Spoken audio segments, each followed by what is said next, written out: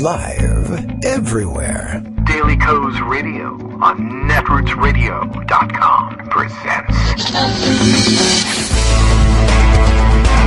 David Walton. Kagro in the Morning Show.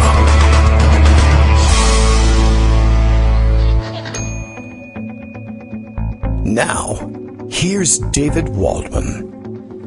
Hey, good morning, everybody. How you doing? It is Wednesday, July 29th, 2020.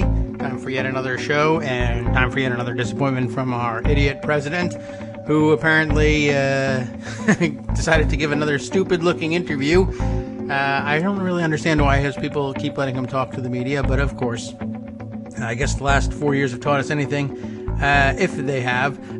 It's that he just doesn't see his own foolishness, and I guess thinks he's winning every time and crushing it with all the interviews. There's a new one out, I guess, from the Axios television program that everyone is circulating, and it's more of the same.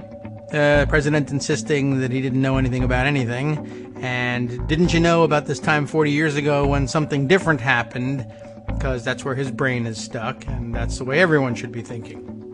The clip that's circulating is an interview in which he is asked directly, finally, about, well, what are you doing about those bounties that it is said the Russians are paying to the Taliban in Afghanistan for the killings of American soldiers, which he denies is happening. And I guess he was just reporting that, or telling the reporter who was interviewing him that, yes, I just spoke with Vladimir Putin about many, many important, very big, substantive things. He didn't say the word substantive. That's too long for him. But that was the idea. And that, and so he was asked directly, have you brought up the bounties? Have you talked to Vladimir Putin about that? Have you figured out how you're going to approach that whole situation? And, well, he lets everybody know that, many people are saying, and he really goes back to that old, many people are saying this is fake news. I didn't talk to him about it because many people are saying it's fake news. Who's saying that? Many people. Many, the many people that always say these things that I say many people are saying. And it doesn't get very much beyond that, except that he offers up, the reason I know it's fake news and that this didn't really happen is that back years and years ago, back when the old Soviet Union, he loves it, and he tells the interviewer here, who is the interviewer? It's one of the Axios guys, one of their top guys, and who cares? And what's the difference between any of their top guys? I guess it's well done. I mean, he presses very hard. Is that Jonathan? Is it Jonathan Swan? Is that his name? Presses him very hard. Doesn't necessarily let him escape, except that, it's Trump, so he doesn't say anything, but they go on with the interview anyway. And he says, maybe you've heard of this thing. It used to be the Soviet Union. Yes, thanks for the history lesson. Now, what does that have to do with anything? Well, they got involved in Afghanistan way back when, and they had a lot of trouble there, and it bankrupted them, which I know a lot about because I'm also bankrupt. And they want therefore, they want nothing to do with Afghanistan ever. Now, then, nothing.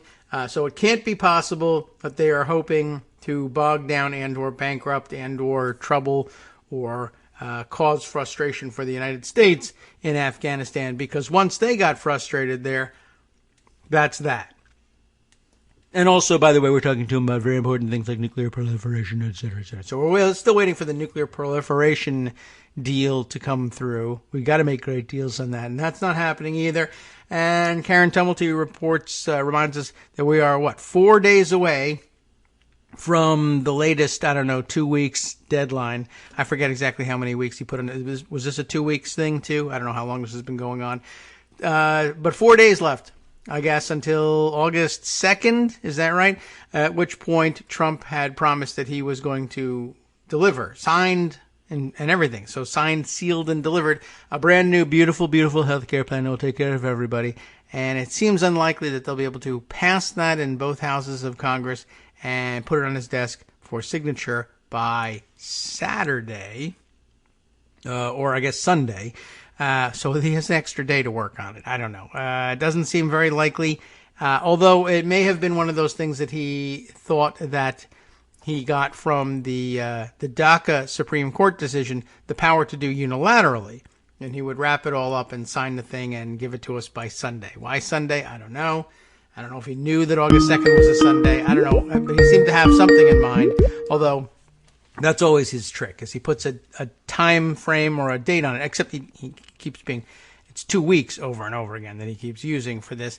And I don't know, still though, no one has learned to believe it. Karen Tumblety, I guess, has learned to believe that this isn't coming through, not just because it was so impossible sounding, but occasionally people catch on to the 2 weeks thing. There are still people that you can fool with that. One of the other big viral shares on Twitter in the last day or so is a mashup from Media Matters of all the times that that the television press, anyway, have mentioned that, hey, Trump may be taking on a new tone here, and this is the big pivot. And it runs from 2016 through today, and it's a good 2 minutes plus long, I think, too.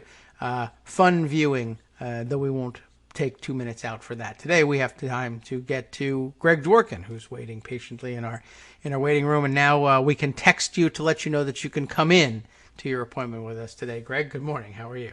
Good morning. I think the best thing about the Trump pivot, the long-awaited pivot and the new tone, is the emphasis on incubi and succubi and demon sperm. Yes, well, that's an important part of our of any day, really, and it's as they say, part don't of a balanced forget, breakfast. this is the important tone about taking coronavirus seriously. Yes. And then, as it says on Twitter, President of the United States thinks wackadoodle doctor who was on record saying medicine is made from alien DNA is an important voice. That's what he called it, an important voice. Right. It was very nice, a good exchange, and I saw it recapped. I think Peter Baker put it nicely. It was, I think she's an important voice. She's got a lot to say. Yeah, but she says she also believes in alien DNA and people are having sex with demons. I know nothing about her.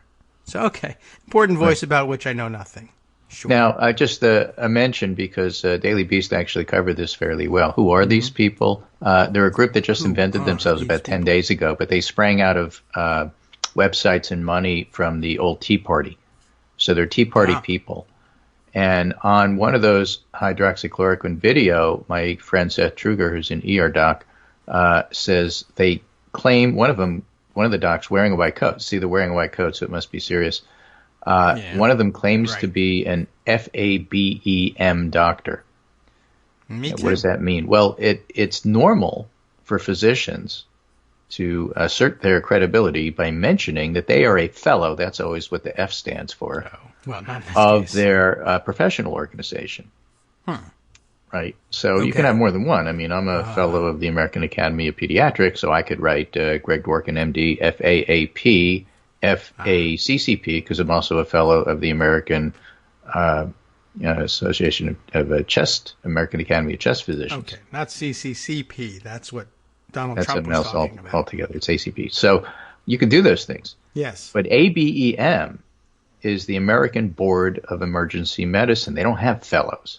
Oh, well. So there is no FABEM. Right? That sounds bad. You can be a fellow of the American College Maybe of it's- Emergency Physicians, FACEP, that's pretty common, or FAAEM, Fellowship of the American Academy of Emergency Medicine, but you can't be a fellow of the board group that certifies you. And it's interesting because the ABEM itself, the American Board of Emergency Medicine, back in April had a statement on physician misinformation. The mission of the board is to ensure the highest standards in the specialty of emergency medicine. That's a good mission. Okay? And there was a couple of docs who were from California, you may remember, that were claiming that it's all kind of a fake, no big deal. And they got upset and said at the time they don't reflect our specialty's commitment to scientific and clinical excellence. Misinformation is widespread and dangerous, and ABEM advises policymakers, that would be Trump, to rely only on sound scientific evidence when making decisions that could impact public safety. Now, because this has been so public, I'm hopeful that there'll be a new statement from them affirming the fact that, they're nut jobs. Okay. Well, I Now, don't know if the I'll use video those words. itself, which they were touting this demon sperm stuff, and why hydroxychloroquine is such a great drug. And in fact, the doctor who claimed that she uses it all the time and gets 100% results also said, Jake Tapper and all you other people in media are probably on it, and I want you to send me your urine so I can test and prove that you've been taking it. Yeah.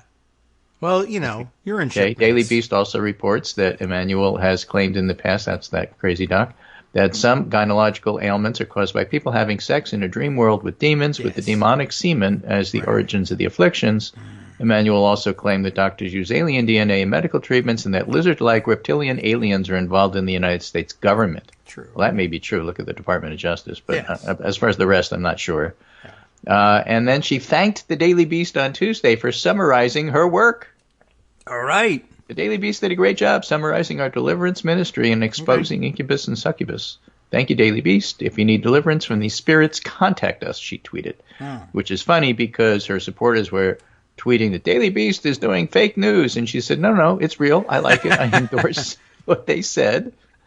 And so, the robots from the bots from Kazakhstan, wherever, have to go back and retool everything after that.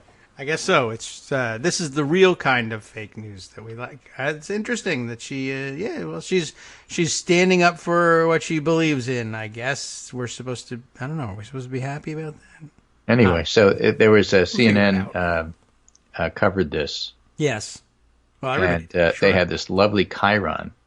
Trump praises demon sperm doctor, calls her impressive and important voice. It's like one of the greatest chyrons of all time. So while they were talking about it, that was just staying on the screen. And the chyron is really important because that's usually what people take away from these little segments on cable news, not what they say. You're flipping by the channels. But what that says. Right, sure. So I'll take that one. The chyron writers are having a good time these days. But when the president's crazy, that's going to happen. So good. I'm pleased that we're getting those, and people are getting those images. That's what sinks in, like as you said, as you're just flipping channels. And did that say? Could you go back? Did that say demon sperm? It did. Yeah, it did. Let's go hear the whole segment. Let's go read about it. So it's these little things are important. We'll get to the big stuff, but these little things are important. For example, in the pundit roundup today, I noted that as far as yesterday goes, you could skip the hearings with Bill Barr if you didn't watch 9 hours of BS. But what you would know is that the Miami Marlins had to cancel their opening game because at least 14 players and coaches tested positive. Is that a lot? And that, it's like a third of the team. And then President Trump's national security advisor also tested positive. Yes. So for people who are not following the news, they hear that, okay, baseball's maybe on the verge of being canceled. That sinks in. Oh, and by the way, if you're a baseball card collector, Topps is going to feature Anthony Fauci's first pitch and an actual baseball card. And this whole thing about Trump being invited to open up the Yankees, except he was never really invited, is just more fuel to the fire. Yeah, right. Well, he makes up these stories all the time. We spent some time on it yesterday that he makes up about, I'm going to go to West Point. They totally invited me. I'm going to go to Yankee Stadium. They totally invited me. And there was another one today that he's surprised. This is his pattern. Is he announces these things and then the people involved in the story that he announces say, what? I never heard of this. He announced that the military was poised to be enlisted in distributing the upcoming COVID-19 vaccine, and that they would be deployed throughout the country and giving people their vaccines. And they said that is something that we would like to plan for, maybe in the future. Tom Nichols, Never Trumper, Radio Free Tom on Twitter, has tried to make the case that it's really important that Trump have these press conferences because the public really needs to see what a Looney Tune he is, and basically how he lies about everything. Yes. And so, it's interesting because there's been a debate about what is it that made Trump's numbers drop. Was it, in fact, the pandemic? Was it the George Floyd killing and the reaction to that? Those are the big two candidates because they happened in a similar time frame. And, the argument about Trump's numbers dropping coinciding with the George Floyd death and reaction to it is that the timing is perfect. The argument for the pandemic is that it's not only more pervasive and is everywhere, but the ratings that Trump got for race relations were always abysmal, and they haven't changed, whereas his ratings on the pandemic have certainly dropped. I mean, it's dropped to the point where there was a poll yesterday, our friend Taniel pointed out on Twitter, in your lovely state of Virginia, where Trump got a 19% approval rating. Yeah. 19. And then we beat up That's that where guy he belongs. who said he liked him. And it's amazing that the rest of the stuff doesn't look like that, which I guess we'll get to today. But 19% is abysmal. And, yes. And, you know, there's no coming back from that. Well, there's a lot of numbers above it. But, yeah, that doesn't usually happen. There was lots of room for improvement. But, yeah, it doesn't happen. I mean, you can drop 19 more points, you know? Yeah, that's true. But, yeah, I mean, you can still drop. 19 is a lot of points. There's still room to go down, too. Yeah, exactly. So it's just rare. Interesting morning console polling yesterday had 51 Biden, 43 Trump. But the interesting part about it is Joe Biden is getting a larger share of the vote among likely voters than he is registered voters in their polling. Okay. Right, which is kind of interesting. New polls yesterday out of PPP for various and sundry states. Colorado, Biden 54, Trump 41, plus 13. Maine, Biden 53, Trump 42, plus 11. North Carolina, Biden 49, Trump 46, plus 3. Georgia, Biden 46, Trump 45, plus 1. What's interesting is that the Trump campaign since July 3rd has gone dark in Michigan. They're not spending any money there. Ah. But I thought they hate that governor and they were going to run against her. Exactly. Well, so, you know, to again get away from a demon sperm and succubi and incubi and back to the real world, The Economist writes, Donald Trump faces a much bigger task than he did in 2016. The polls, political fundamentals, and key voters have all turned against the president. Today, he faces a 9-point uphill climb nationally. He's behind by between 4 and 8 points in the bellwether states. The president even acknowledged his dire situation in an interview with Fox News last week, saying Joe Biden's going to be your president because some people don't love me, maybe. All people. They don't love him in Virginia. Yeah. Well, you know, that's I feel like that we set this up as a system that would reflect that. Yeah, that's the whole concept here. Washington Post has an interesting one. One question still dogs Trump. Why not try harder to solve the coronavirus crisis?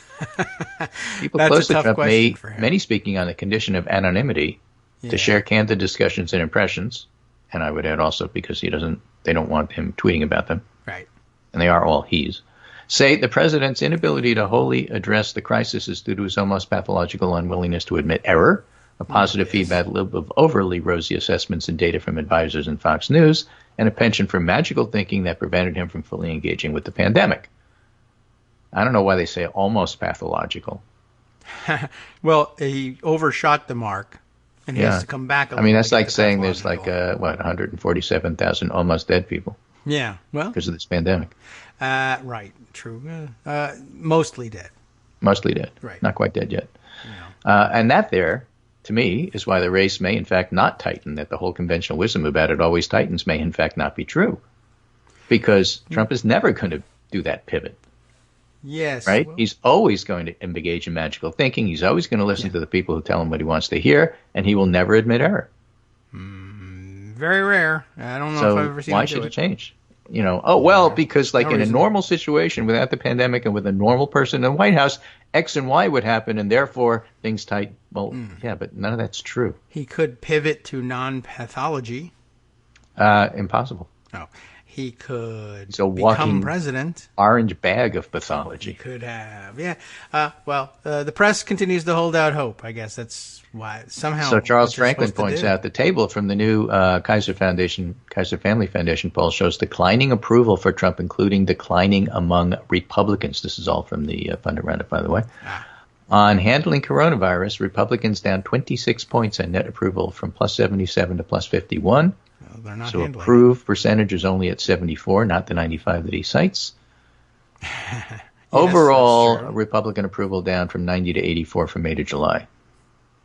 So if you're losing Republicans, you ain't winning. Charlie Sykes writes, and the bulwark should, we burn it all down. The Senate Republicans who protected and enabled Trump have to be held accountable, but we need to have this debate. Is Trumpism a seasonal flu or a metastasizing cancer? Or to mix of metaphors, does the Republican Party need an attitude adjustment or a complete exorcism?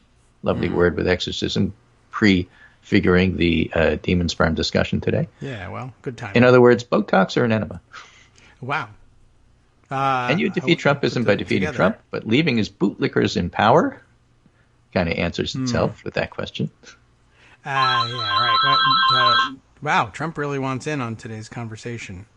But no, we won't have him on. Can you end Trumpism if the bootlickers are left in place? Yeah, likely not, although he is a big catalyst for their licking. I mean, somebody has to show up in boots in order for bootlickers to have something to do. Right, absolutely. So it might be him, might be someone else. Joe Biden, meanwhile, while Michigan is going dark for Trump, Biden unveiled senior leadership team in Georgia. The presumptive Democratic nominee hired 5 well-known strategists to operate in a state that's a must-win for President Trump, a sign that Biden's campaign is set to invest more heavily in Georgia. All right. Now, there's an argument in USA Today, again, all of this is in the pundit roundup, about going all in on Texas. Okay.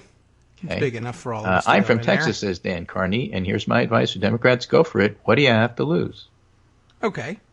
Right. The latest from Ali Mutnick pulls back the curtain on just how bad it's getting for Washington Republicans in the National Republican CC Committee, Campaign Committee, National Republican Closed-Minded Caucus. Yes.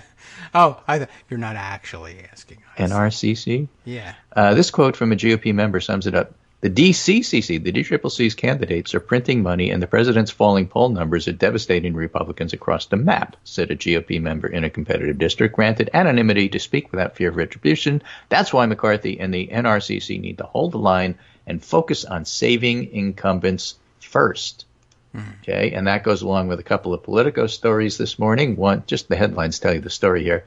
It's a mess. Republican senators deride key proposals in the GOP virus package. Don't forget, the senators themselves are turning on the president as it comes to this relief package. And a companion story, a slew of House Republicans are suddenly sweating over losing their seats. GOP leaders tout their chances to win back the majority, but falling poll numbers for Trump have some worried they could lose seats in November.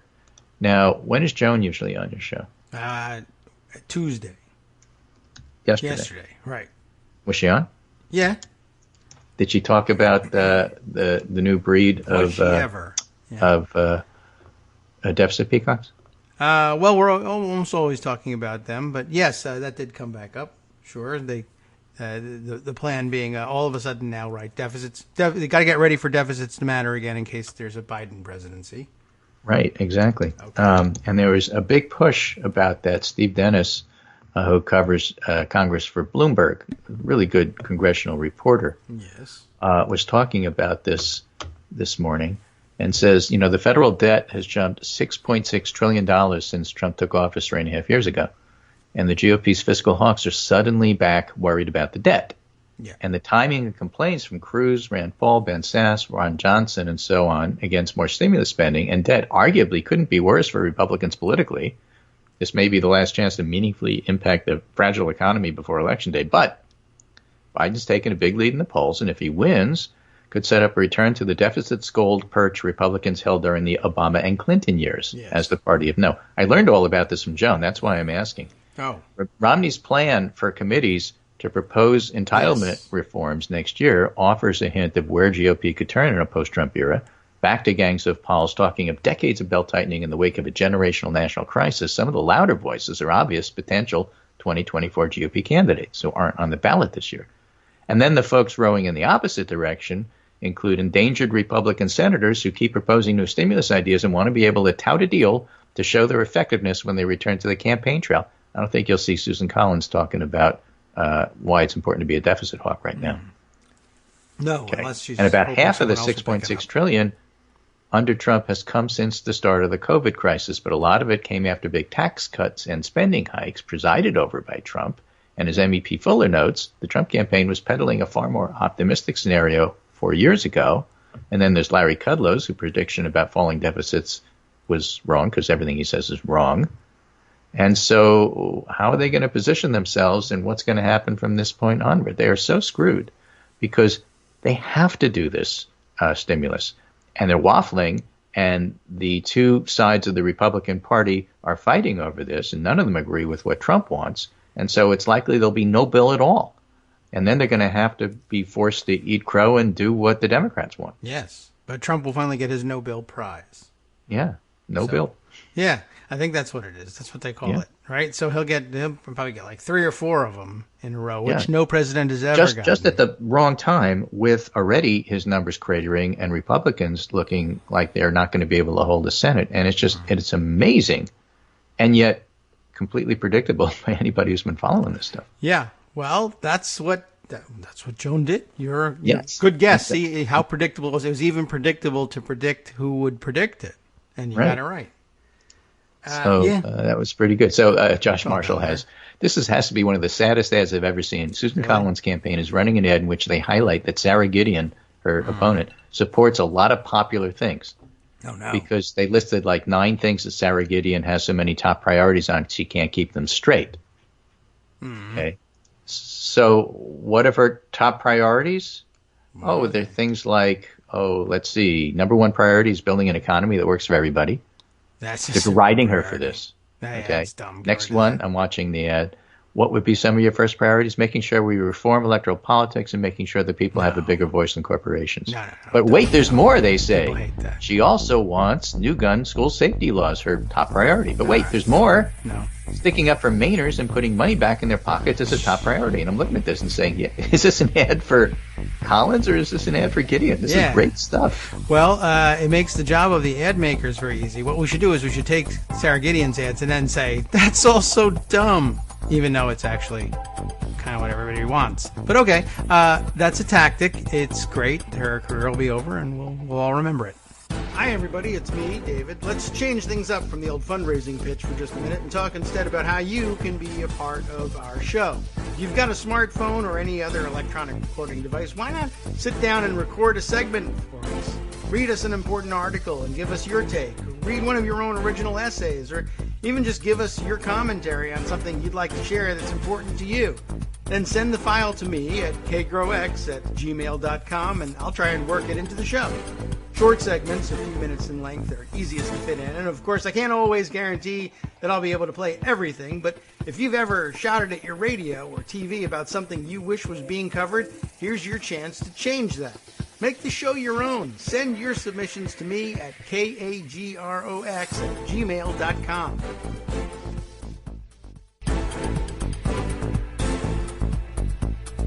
Welcome back now to the Kagro in the Morning Show here on Netroots Radio.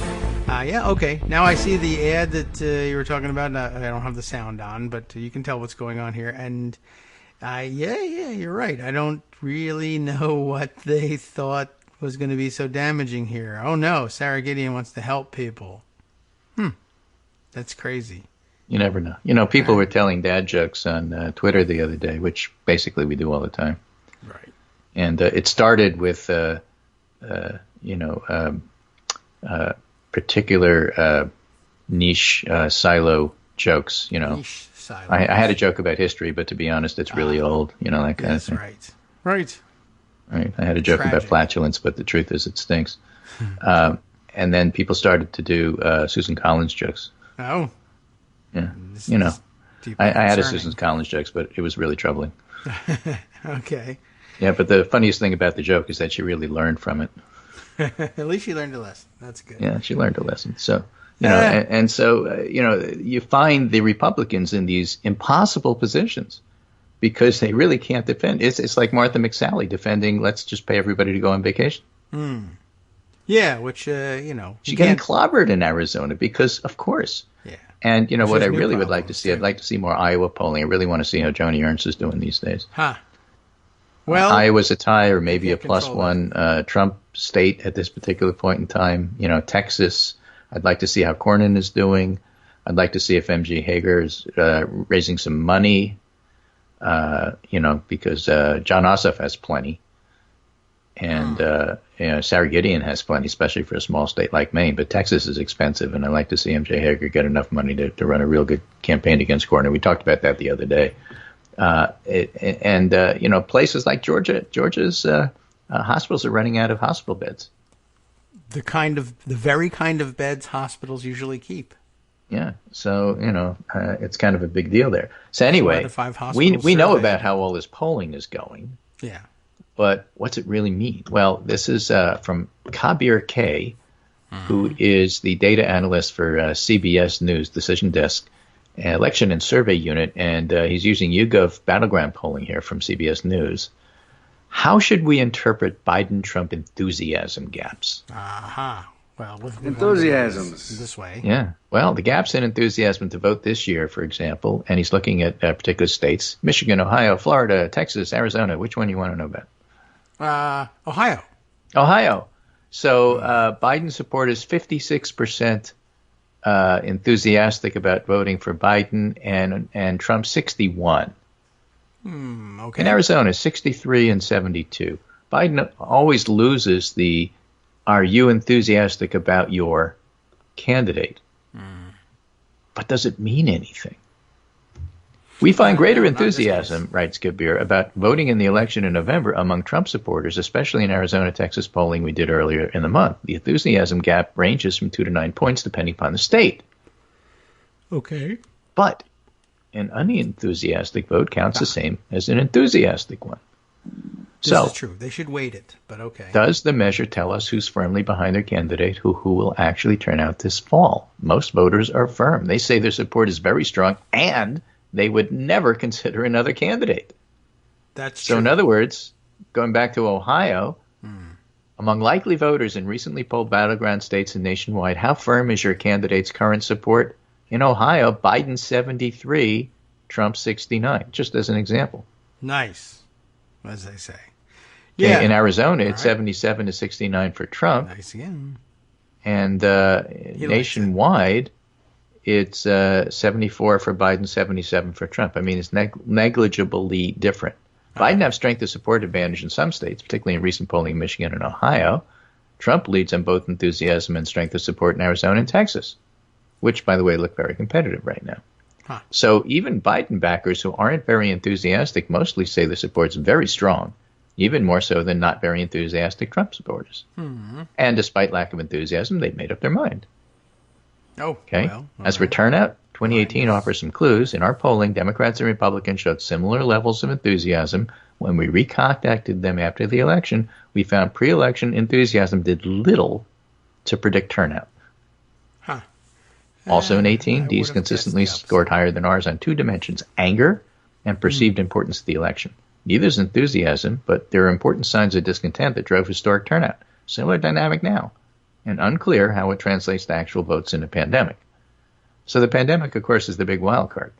And if there's any uncertainty about how the election is going to turn out, the pandemic is not only driving the numbers, but also making, like, who can vote the uncertain thing. So that's why people are turning to vote by mail. Dave Wasserman has raised the issue that vote by mail in places like New York that have never done it before and are pretty incompetent to begin with make collecting the numbers difficult.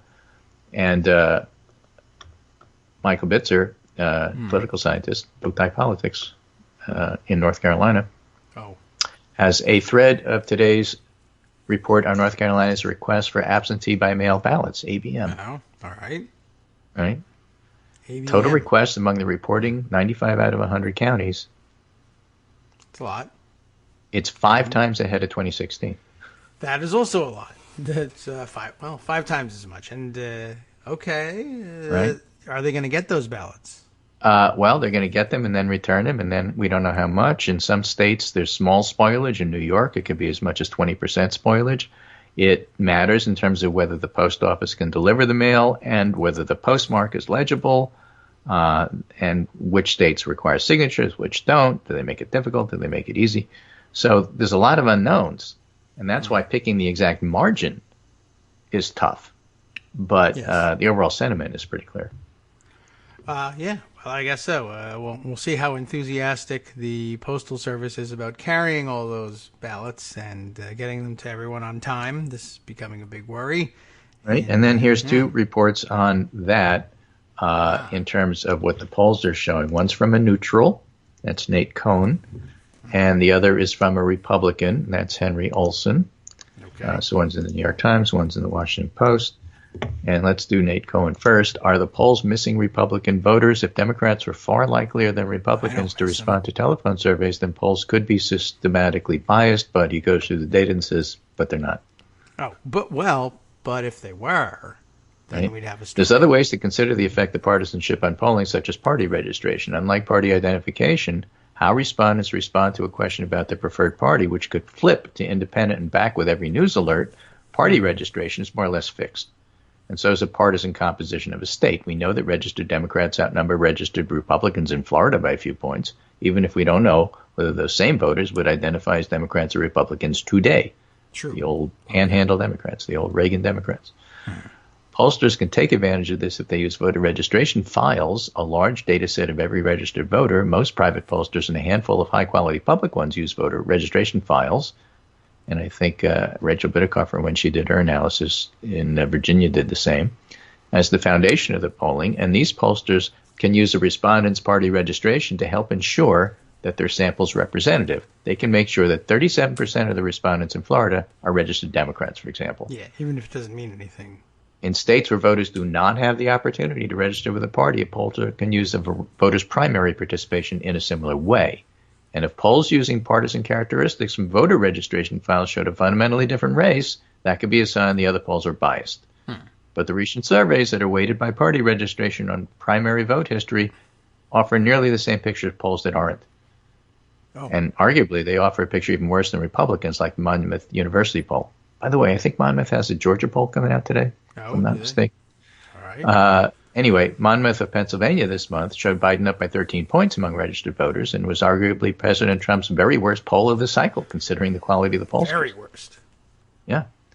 New York Times Siena showed Biden leading by 9 points across the battlegrounds and 14 points nationwide, and a CBS YouGov battleground tracker, which we were just referring to, used as online polling data matched a voter file, found Mr. Biden up 9 points among likely voters nationwide.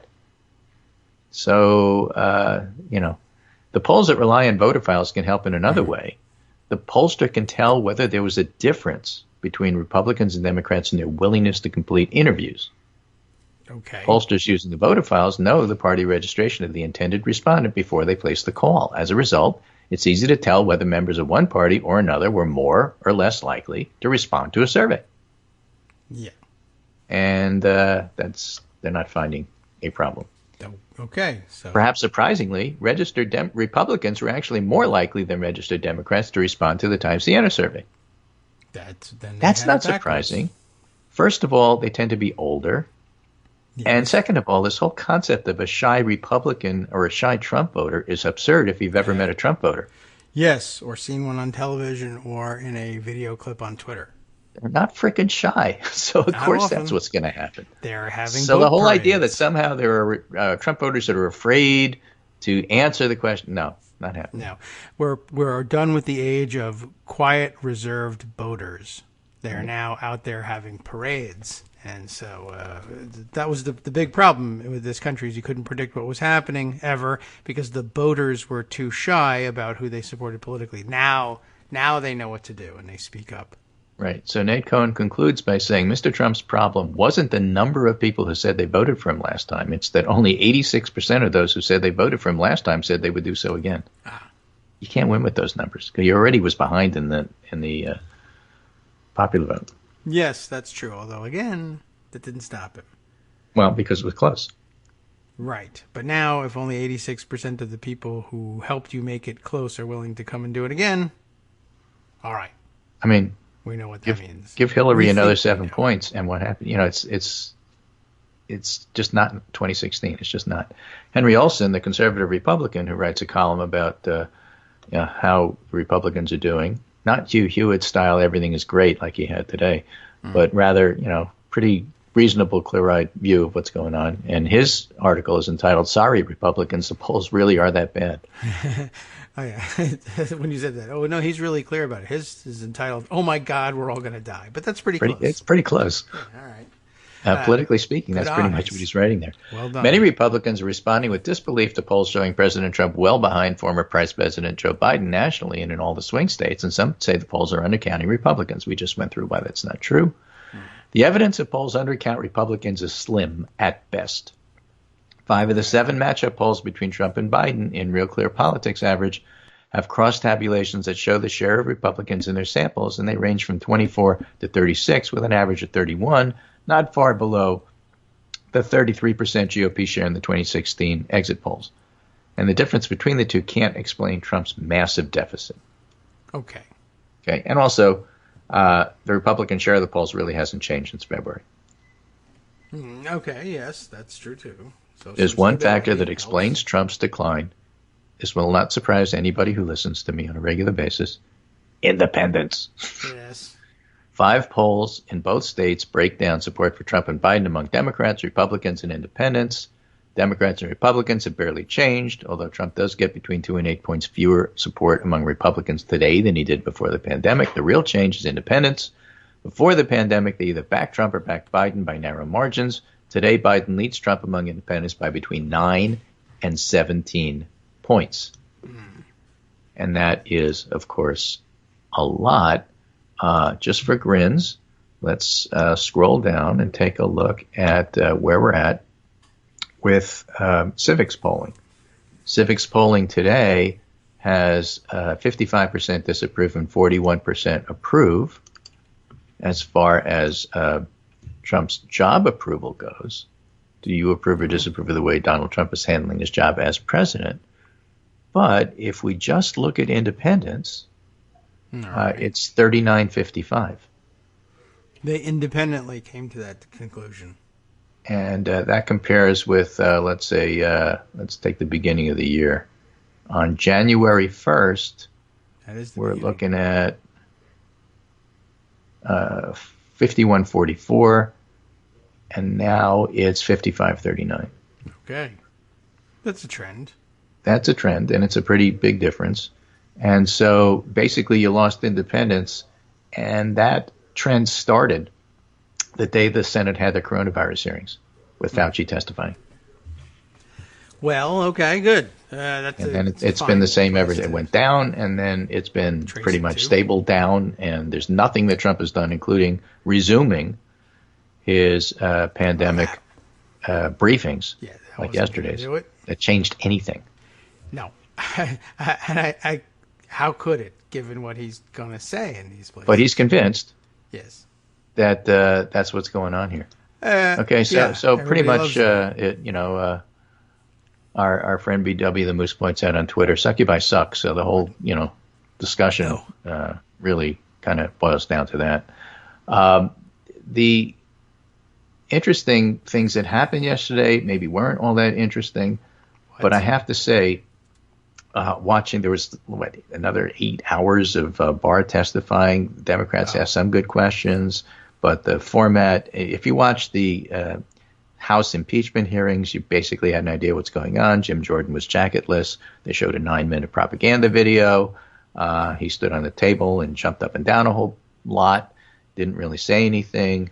Some Democrats nailed Barr pretty good with questions that our side would like. I'm sure that the obfuscation and smoke blowing that the Republicans did pleased their side. Barr is clearly a partisan and does not deserve anything but contempt and really ought to be impeached, but that's another story.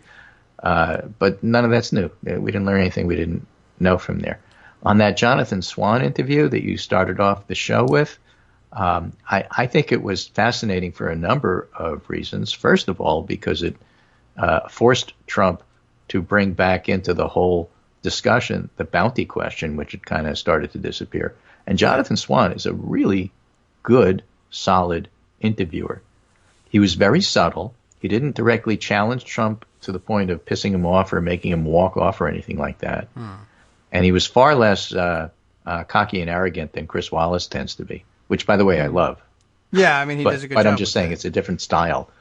And he just simply was there asking the 5-year-old follow-up questions. Yeah, just simple follow-up questions. But what did you mean when you said, but what about this? But what about this other thing? And he didn't let Trump off the hook and change the subject and didn't make them confrontational questions. He just forced Trump to keep talking. He'd ask the question, and then he'd allow Trump to answer. Oh, well, with long answers that basically made Trump look like an idiot. Yeah. Well, and then every no time one there to Trump stop him. tried to change the subject, Swan would just very cleverly, but what about this on that same topic I'm trying to ask you about? Well, and then Trump would go off for another 4 or 5 minutes on that same topic, having been brought back to the topic, and then just get more and more ridiculous. Yeah. Well, this is an interesting So it was style. very well done. A lot of people appreciated it, and those couple of minutes certainly were very revealing. But at least he remembers the former name of the Russian Federation, and so therefore something. Right. Anyway, let me conclude with Henry Olson, getting back to his story. The polls tell a harsh but largely accurate story. Trump and the GOP are losing because independents who might have backed them have turned away in the aftermath of the pandemic and the killing of George Floyd. Again, the debate as to which of those two things matter more, the answer is yes. Yeah, right. To win, or just to Confounding make it variable. close, the president and his party have to win them back. That, not carping about the polls, should be what they spend their time doing. Well, if you're not advertising in Michigan, it's not likely to happen there. And frankly, it's not likely to happen anywhere, because what is he going to do, especially with school looming on the horizon, that's going to win back these independent voters who are just looking for answers? Yeah, but instead we'll get reasons to blame him for all the horrors that we're facing. That's all right. Well, anyway, that's my summary for today. we'll see. All right. I do see that there's the question. I don't know whether we have an immediate answer, but something to search for maybe for tomorrow. Mighty What's that? OCD posing the question: is anyone polling? Someone must be polling them, but maybe just not right now. In Alabama or Tennessee? Or, I haven't seen any. We've seen it? Okay, so we'll be on the lookout for those things, and if something exciting were to develop, we'll do that. But I think too many people in the hospital to do polling there. Maybe that's it. Oh, you want to look at the Alabama Senate race in particular and see what's going on there. I would like to. Dave Wasserman had an interesting stat here via the latest ABC Post poll. 51% of Democrats plan to vote by mail versus just 20% of Republicans, thanks to Trump's attacks, and that's pretty unprecedented. Yeah, that's true. I'm curious about whether the mounting number of stories about the possibility of the Postal Service falling apart intentionally under the weight of all of this will change any minds, but I don't know. Well, we'll see what Pelosi comes up with in terms of negotiating with McConnell over this next COVID bill, because she wants some support for things like that, and McConnell's adamantly opposed because he knows it'll lose the election for him, so we'll see how that... Yeah, I'm starting to think shapes that I might have to go and vote in person. I don't know. I don't know. We'll see. Yeah, well, I keep an eye got on my it. Get a Connecticut gas mask. absentee ballot sent in the mail, the application for same, Yeah. and I sent it back in a timely manner, and I'm still waiting for the actual ballot to come. Yeah, well, And that's the not gonna come primaries yet. creeping closer and closer. For the primary. Yeah. So yeah, if this I is a was gonna test say, why are you case as to how it expecting goes your- in Connecticut, not good. No. I think that's the frequent worry, and there's reason to believe it. I mean, there's a substantive story behind the sabotage of the Postal Service. This has been a long-time goal of theirs, and now they just have extra reason to try and do it. So, yes, keep an eye on it.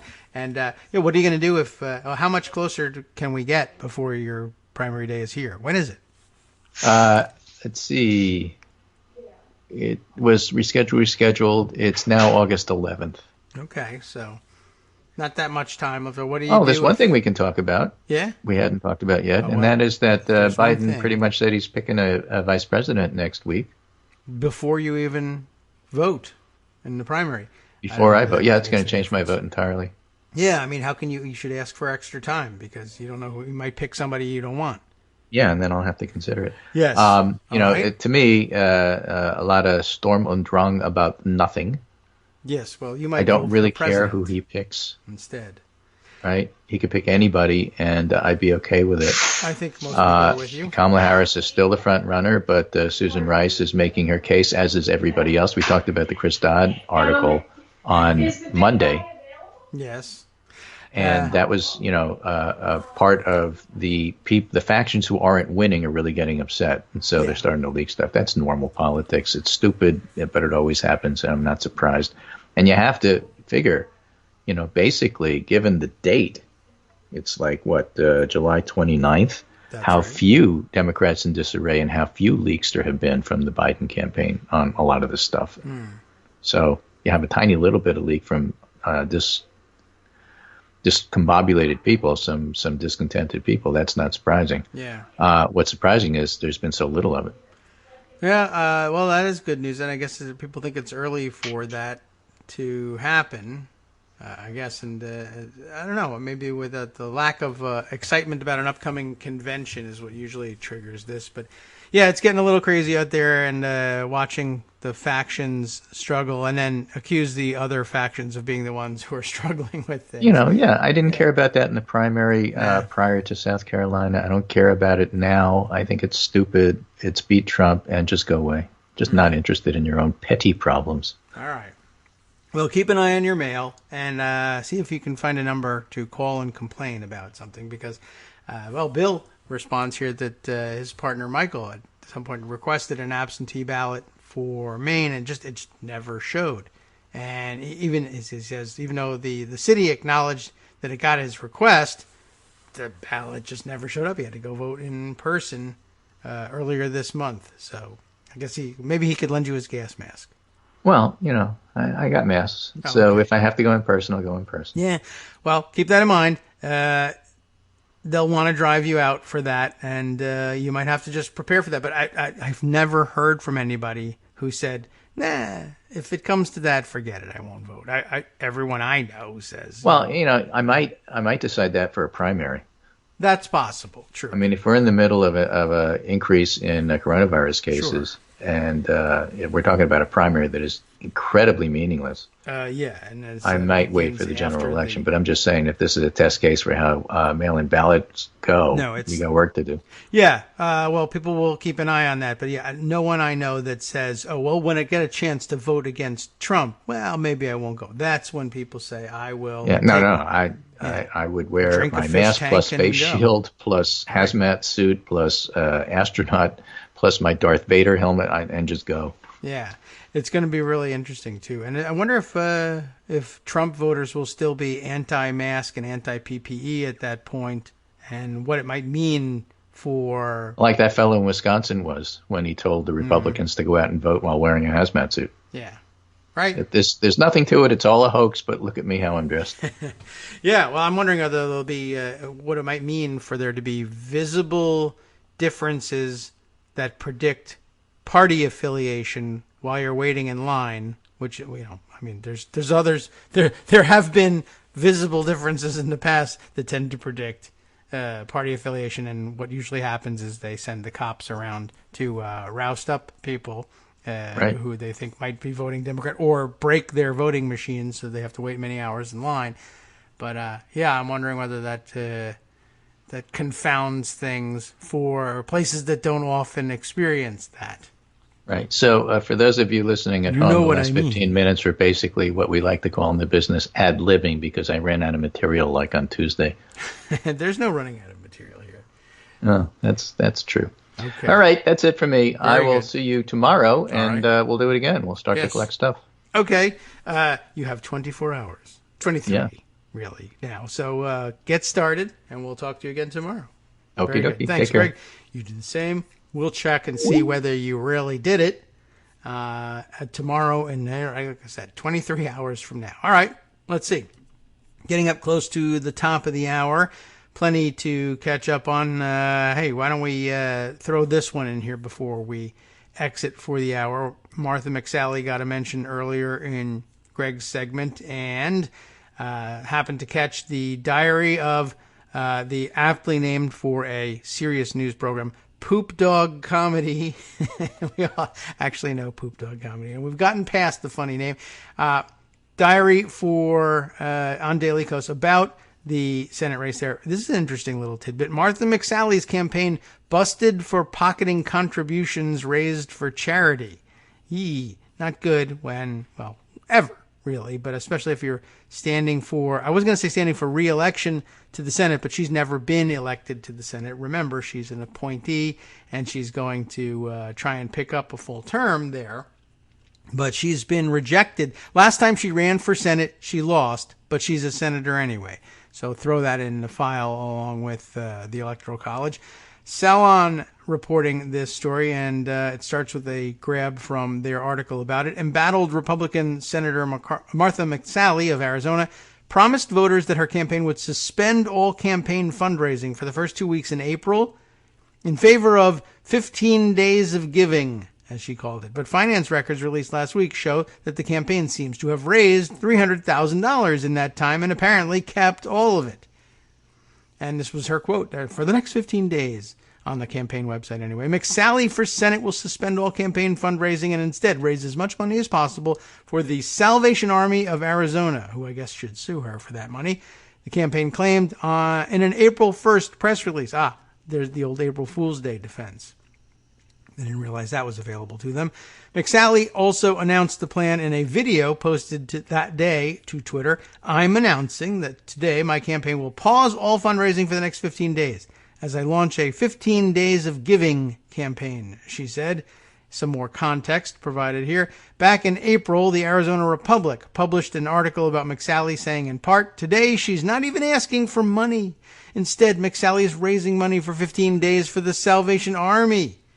Her campaign staff is volunteering at the nonprofit, and she is donating her April Senate paycheck to help those affected by the pandemic.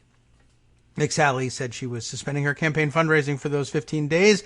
Her spokesperson said that the campaign raised $212,000 for the Salvation Army in that time, and I guess there's no proof of that. Show us the paperwork that you actually donated the money. That seems to be the big problem here. Scott Johnson of the Salvation Army confirmed telling this reporter Senator Martha McSally's 15 Days of Giving initiative directed people to a dedicated Salvation Army online donation page where people were able to donate directly to the Salvation Army's COVID relief. That is what raised the $212,000. But what happens to the $300,000 that McSally said she wasn't raising during that time? Well, I tried to send them to the Salvation Army. They just wouldn't go, so I guess I'll just keep this money.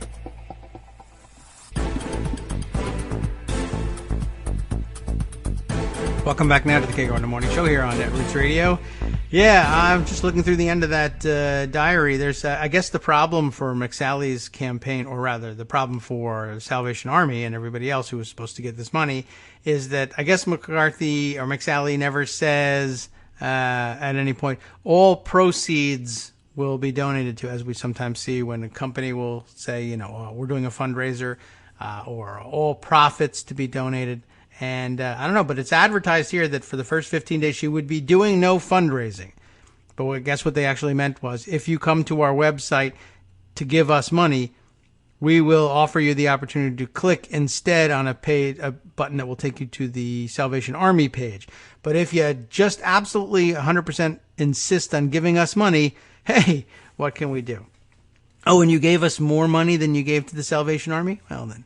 I tried my best. I put a button on the webpage. What else do you want from me? I don't know how badly that will affect her prospects in Arizona. They're not very good to begin with, but I thought I'd throw that out there.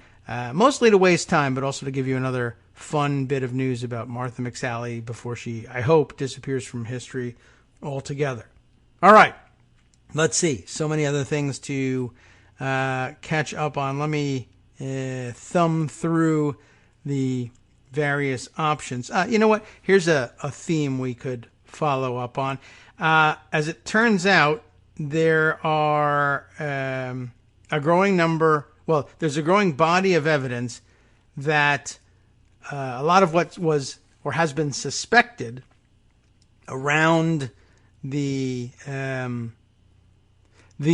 more egregious examples of what Republicans call violence surrounding the various protests going on, which are, it is suspected, being used as a pretext for the crackdown in Portland and elsewhere, all over the place, as a matter of fact, are in fact, for a long time, we've suspected they might be do we say agents provocateur or agent provocateurs? I don't know when we're borrowing from another language like that.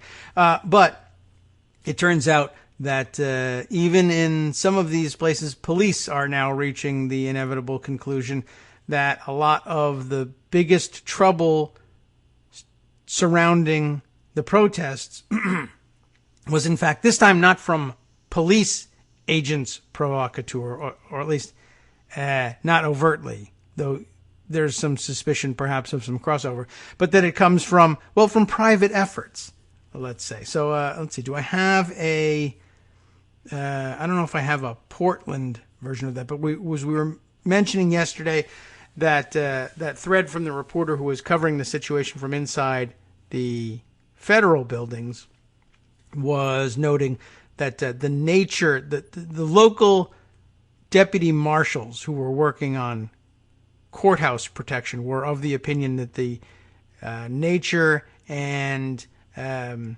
demographics of those protesting as between day and night were very different. Now, getting down to more specifics, I have, let's see, first of all, we've got the David Newart piece over at Daily Kos about it. And I also happen to pocket, let's see, where's the other one? The television news, WSLS television news, documenting what was going on in Richmond about this. Where shall we start? With how about with Dave's report here? White supremacists arrested while trying to amplify protest violence, Richmond mayor says. I add to that the WSLS Channel 10 NBC affiliate headline that the police in Richmond now say that Richmond riots, as they term them, were instigated by white supremacists, specifically those disguised as Black Lives Matter protesters instead. Going back to where Dave started with this, we've had evidence for some time, and it is linked here, that right-wing extremists have been lurking at anti-police protests around the nation, amplifying the violence by engaging in vandalism, assaults, and attacks on police, often while pretending to be there to support Black Lives Matter and anti-fascists leading the protests. This past weekend, in Richmond, Virginia, police arrested several such saboteurs during a Black Lives Matter protest, according to City Mayor LeVar Stoney. White supremacists were carrying pro-BLM signs and breaking windows at downtown businesses, Stoney said, but they were stopped when BLM protesters pointed them out to police. Of course, also some lousy news from out of Richmond and the arrests that they made there too. But let's stick with this one for the moment. We've spoken on many occasions about those who've chosen a more violent route to express their discontent and what that does for the overall movement towards social justice, Stoney told reporters on Sunday. Last night, that reared its ugly head right here in the city of Richmond. We saw some violent actions, violent protests, spearheaded by white supremacists. And frankly, it was disgusting. Disgusting. He emphasizes it by saying it twice, and it's true. As they held plywood shields that read BLM, these folks toured areas of downtown damage, the Fan, breaking windows, tagging private property with hateful language. Stoney thanked the protesters who called it all out. As I began with, I want to send a special thanks to the BLM protesters on the ground who decried the white supremacists once they were identified. I'm thankful to you for drawing the line and sticking up not just for the sanctity of your movement, but also for the safety of your fellow Richmonders that you marched alongside as well, the mayor said. 6 people were arrested at the protest, but their identities have not been released. The city's police chief, Gerald Smith, described the situation in somewhat more confusing terms, telling reporters that he believed Antifa-influenced protesters were involved, which is the opposite of what the mayor is saying here, and I guess the opposite of what the police, according to the headline over at on the TV news, eventually conclude. We have identified some individuals who have been seen with the Boogaloo Boys, remember them, and some Antifa groups around the area, not the same groups. The majority of those individuals who were there last night were Caucasian, Smith said. In reality, Antifa is definitively opposed to white supremacism, while the Boogaloo Boys are primarily a far-right movement, including some white supremacists, that have been using the protests to widen their recruitment base by marching on the anti-police side. Not only are white supremacists involved in the violence and property damage at the protests, but it's clear they're working multiple strategies to leverage the chaos into what they hope will be a democracy-destroying race, and civil war. The tactics so far include, well, a couple of bullet points. Here they are. Dressing up in clothing typically worn by anti-fascist demonstrators, mainly the all-black clothing and masks worn by so-called Black Bloc activists. This has been observed both in Portland, linked here, and in Seattle, also linked, where well-known far-right Proud Boy street brawlers have been spotted and reported on social media. Turning up at protests demonstrations fully armed with body armor, often wearing the Hawaiian shirts that signify participation in the Boogaloo Civil War movement, and claiming to be sympathetic to the anti-police protesters. And in fact, many Boogaloo enthusiasts are indeed violently disposed toward law enforcement officers. This has occurred in a variety of places, including North Minneapolis, in Salisbury, North Carolina, all linked here, and Bentonville, Arkansas, as well as in Seattle and Los Angeles. The most notorious case occurred in Denver, Colorado, where a Boogaloo boy was arrested by police at a protest with a large arsenal in the trunk of his car.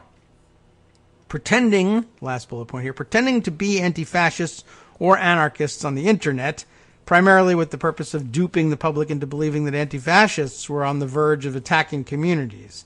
Another of their favorite tactics. One fake flyer spread around Olympia, Washington, offered people $200 to act as, quote, paid protesters, all of it ostensibly paid for by George Soros and the Open Society Foundation. The most glaring hoax was when a Twitter account calling itself Antifa US began posting wildly incendiary exhortations like, "Tonight's the night, comrades." That's the way we all talk to each other. Tonight we say F, I guess it's blanks, so I'm guessing F word, F the city, and we're moving into residential areas, the White Hoods. Not the White Hoods of the Ku Klux Klan, but the white neighborhoods, see? But they're such hipsters that say hoods. And we take what's ours. The account was taken down after Twitter ascertained it was associated with activists involved in the white nationalist Identity Europa organization, not Antifa at all. Despite being a fairly obvious hoax, it nonetheless duped Donald Trump Jr. into repeating the post on Instagram with a message supporting his father's attempts to blame anti-fascists for the violence. Police forces appear to be susceptible to these deceptive tactics. On Sunday, Portland police tweeted out a photo of what it claimed were Molotov cocktails and gun magazines. I saw that one. They had, as he notes here, parenthetically, with peculiarly fresh red paint on them, for some reason on the gun magazines, saying that they were found after someone at that evening's anti-police protest in Portland pointed out a black bag to them. The police bureau that had earlier succumbed to the concrete milkshake hoax did not appear to consider that these dubious devices may have been planted with the intention of framing the anti-police protesters. Ironically, much of the violence generated by the Boogaloo cult has so far been directed primarily at police, who seem slow to recognize any kind of violent threat from the extremist right. Recent incidents are making clear that men swept up in the movement are increasingly intent on making it a reality. Some examples, also bullet pointed. An Air Force sergeant in California who was a Boogaloo fan shot 2 federal officers at an anti-police protest in Oakland, one fatally. We talked about that one on the air. 2 days later, after being tracked to Santa Cruz County, he shot and killed a sheriff's deputy while being arrested. During the rampage, he scrawled the word "boog" in blood on the hood of his car that he was driving. Although there's some possibility he was just trying to write booger. But you never know with these guys. Next bullet point, 3 Las Vegas area Boogaloo boys arrested for building Molotov cocktails. Familiar. As part of a larger campaign to wreak havoc around the ongoing Black Lives Matter protests over police brutality, did not plan to attack BLM, as most Patriot and Proud Boy groups have done over the past 3 years, but instead sought to use the BLM protests to target police officers and power infrastructure as a way of ramping up the violence around the protests. Bullet point the third. A Texarkana, Texas man who intended to spark the Boogaloo by ambushing police officers was caught by officers who were alerted by his attempt to live stream his planned killing spree. They went to his location and arrested him shortly thereafter. It's not fast enough. Fourth point here, a Boogaloo enthusiast who posted comments on Facebook about bringing his rifle to an anti-stay-at-home orders protest in Denver attracted the interest of the FBI, who, upon visiting him at his home, discovered a cache of homemade pipe bombs. The man openly expressed his intent to use them to kill any federal agents who tried to invade his home. They're all hanging out in Portland. You could go and find them there if you really meant it, but I guess you don't. And that's fine. I'm glad that you don't. Fifth point, another Boogaloo boy planned to live stream his ambush on police officers at an Ohio national park, but was arrested by FBI agents before he could pull off the plan. So start your live streams early, announce your intentions. I like the way that's going. It's good for all of us when you get caught first. The story over at WSLS, Channel 10 NBC in Richmond, puts it this way. Police, Richmond riots instigated by white supremacists disguised as Black Lives Matter. Let's see if there's anything new and interesting here. Riots, as they like to say, downtown Richmond over the weekend, instigated by white supremacists under the guise of Black Lives Matter, according to law enforcement officials. Protesters tore down police tape and pushed forward toward Richmond Police Headquarters, where they set a city dump truck on fire. Seems unnecessary, but all right. Police declared the event an unlawful assembly and ordered people to leave, later deploying tear gas. So at least they're being clear about that.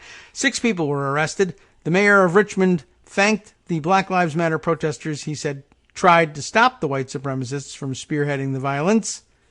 Their mission is simple, not the Richmond we know, said Mayor LeVar Stoney. Besides the police department, damage also occurred in and around the VCU campus, Virginia Commonwealth University campus. A couple of embedded, these Facebook comments, I guess, on the situation. Oh, and then finally into the comments on the story. And, interesting. Well, probably the usual split between people who don't believe one side, and then there are others who don't believe the alternative either. So no one's buying anything in this case. But it turns out to be true, and even the police are saying that's who they are arresting in these situations. It should come as no surprise to anyone who has followed along on all this. Speaking of the Portland protests, interesting story from ProPublica that will raise constitutional problems, but later, delayed. This is an interesting story. And the headline sums up the big news part of it. Defendant shall not attend protests. That's in quotes. What is that? Who says it? In Portland, getting out of jail requires relinquishing constitutional rights. 12 protesters facing federal charges are barred from going to public gatherings as a condition of release from jail. A tactic one expert described as, quote, sort of hilariously unconstitutional. And it sort of is, except for the hilarity part. Dara Lind reporting this for ProPublica. Or do they now prefer Publica? Federal authorities are using a new tactic in their battle against protesters in Portland, Oregon. Arrest them on offenses as minor as failing to obey an order to get off a sidewalk on federal property, and then tell them they can't protest anymore as a condition for release from jail. So concoct some charges and then grab them, and maybe in an unmarked van, and you don't let them out until they sign a paper that says that they won't go to any more protests. That's one way to try to clear the streets, if anybody honors the commitment, which they shouldn't, because it's a unconstitutional prior restraint on a pretty clear First Amendment right to free speech and freedom of assembly. But in order to vindicate that, 1, you got to get arrested the first time. 2, you got to get arrested a second time for violating that agreement, and then litigate the validity of that agreement and maybe do it from jail. And no one really wants to do that. So someone eventually will take that on, and probably won't even take all that long. But what an interesting tactic for them to come up with. And now I guess it begins to make more sense why they were snatching people off the streets. If you just one by one make them sign papers that forbid them from attending protests. Some number of those people will believe, even if they know in their heart that it's unconstitutional, might just want to avoid more trouble and not go through the expense and difficulty of litigating that. And that might be, that might end up being a net win for them. Plus, they get to jump on people and beat them up a little bit, and they kind of like that. So I could see it becoming a favorite tactic of theirs. Legal experts describe the move as a blatant violation of the constitutional right to free assembly, but at least 12 protesters arrested in recent weeks have been specifically barred from attending protests or demonstration as they await trials on federal misdemeanor charges. I did note also that when tweeting this story around, the ProPublica folks were saying, they were drumming up charges like failure to follow a lawful order. And I just, as a background issue here, will say, ask, what lawful order? You could conceivably be lawfully ordered to get off of a sidewalk on federal property. But in order to do that, the person giving you that order has to be legally entitled to do so, and we're not certain by any stretch that they are. We don't know that these are federal officials or federal officers of any kind. We can't check. The federal official who ordered them into Portland to do this isn't the federal official he claims to be. There are a lot of issues that need to be litigated in all of this, and that's not the least of them. Back to the story, though. Here again, the terms of the release. Defendant may not attend any other protests, rallies, assemblies, or public gatherings in the state of Oregon, the whole state. States 1, order setting conditions of release. That's the title of the document they're talking about here. For an accused protester. Alongside other conditions such as appearing for court dates, which ordinarily that's enforceable because, if you don't appear for your court date, well, you're in violation of a court order all by itself. These orders are signed, allegedly, by federal magistrate judges. For other defendants, the restricted area is limited to Portland. That's an interesting difference. Where clashes between protesters and federal troops, it says here, but again, they're not troops, and they may not even be federal, have grown increasingly violent in recent weeks, maybe. In at least 2 cases, there are no geographic restrictions. One release document instructs, do not participate in any protests, demonstrations, rallies, assemblies while this case is pending. Protesters who have agreed to stay away from further demonstrations say they felt forced to accept those terms to get out of jail. Those terms were given to me after being in a holding cell after 14 hours. Bailey Drabelbis,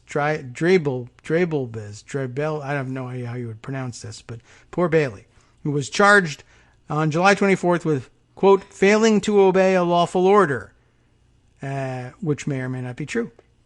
It was pretty cut and dried. Just these are your conditions for getting out of here. If I didn't take it, I would still be in holding, presumably. It wasn't really an option in my eyes, although you never know when they'll release you from that. Maybe if you just hold out, they just say, forget it. But who wants to experiment with that? It could not be learned who drafted the orders barring the protesters from joining further demonstrations. The documents reviewed by ProPublica were signed by a federal magistrate in Portland. Magistrates have broad authority to set the terms of release for anyone accused of a crime. They typically receive recommendations from U.S. pretrial services, an arm of the U.S. courts, which can gather input from prosecutors and others involved in the case. ProPublica identified several instances in which the protest ban was added to the conditions of release document when it was drafted before it was given to the judge. It remained unclear whether the limits on protesting were initiated by Justice Department officials or the magistrates hearing the cases. Constitutional lawyers said conditioning release from jail on a promise to stop joining protests were overly broad and almost certainly a violation of the First Amendment's right to free assembly. The government has a very heavy burden when it comes to restrictions on protest rights and on assembly, noted Jamil Jaffer of Columbia University's Knight First Amendment Institute. It's Knight, like the name of the donor, I assume. It's much easier for the government to meet that burden where it has individualized information about a threat. So, for example, they know a particular person is carrying out or planning to carry out some unlawful activity at a particular protest, then it would make some sense. But that's not the case here, for the most part. Over the past week, the federal government has sharply increased the number of protesters it's charging with federal crimes, often for petty offenses that are classified as federal misdemeanors only because they occur on federal property. Court documents reviewed by ProPublica show that over a third of the protesters are charged with failing to obey a lawful order, which 14 protesters were charged with between July 21st and July 24th alone. The Office of the U.S. Attorney for Oregon, Billy J. Williams, who really should change that to a D, don't you think, did not respond to ProPublica's questions about who was making charging decisions.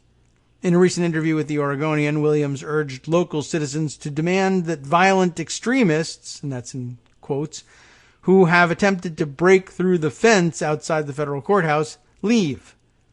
Until that happens, we're going to do what we need to do to protect federal property, he said. Craig Gabriel, an assistant U.S. attorney who works for Williams, insisted the office understood and respected the right to protest racial injustice. People are angry. Very large crowds are gathering, expressing deep and legitimate anger with police and the justice system, Gabriel told the Oregonian. We wholeheartedly support the community's constitutionally protected rights to assemble together in large, even rowdy protests and engage in peaceful and civil disobedience. Gabriel did not mention the written restrictions against protest that have been made a condition of release for some of those arrested, which is kind of the point, but okay. Several protesters who were let go on July 23rd had bans against demonstrating added by hand on their release documents by Magistrate Judge John V. Acosta, who signed off on them, a review by ProPublica found. Acosta's office did not respond to ProPublica's questions. For those released on July 24th, the restriction was added to the original typed document, also signed by Acosta. One protester arrested and released earlier in the month had his conditions of release modified at his arraignment on July 24th. The modified order, signed by Acosta, added a protest ban not previously included. 3 of the 15 protesters charged on July 27th, in orders signed by Magistrate Judge Jolie A. Russo, had explicit protest restrictions added to their release terms. One release order has not yet been posted to the federal court's database. Russo's office did not reply to ProPublica's questions. I don't see that as constitutionally defensible, Jaffer said. I find it difficult to believe that any judge would uphold it. The ACLU's Somil Trivedi said release conditions should be related to public safety or flight. In other words, the risk that the defendant will abscond. I don't know why that's a helpful other word besides flight, but okay, it's trickier anyway. This is neither. He described the handwritten addition of a protest ban to a release document as sort of hilariously unconstitutional. Publicly, the Trump administration has claimed that it has no problem with the protests that erupted in Portland and other American cities in response to the May 25th death of George Floyd. They go through the full description. A black man in police custody in Minneapolis. The administration said it launched Operation Diligent Valor, they always have the dumbest names, in July with a massive deployment of federal officers merely to protect federal property from, quote, violent extremists. Jeffrey Stone of the University of Chicago Law School, been in the room a couple times with him, said that imposing a protest ban as a release condition undermines the distinction between protected protest and criminal activity. It's a good point, too. Even if they're right that these people did, in fact, step beyond the bounds of First Amendment protections and do something illegal, that doesn't mean you can restrict their legitimate First Amendment rights going forward. Adding a little bit of commentary to what he has to say here. In many cases, the charges leveled at Portland protesters are closely tied to their presence at the protest and not to any violent acts. 18 of the 50 protesters charged in Portland are accused only of minor offenses under Title 40, Section 1315 of the U.S. Code.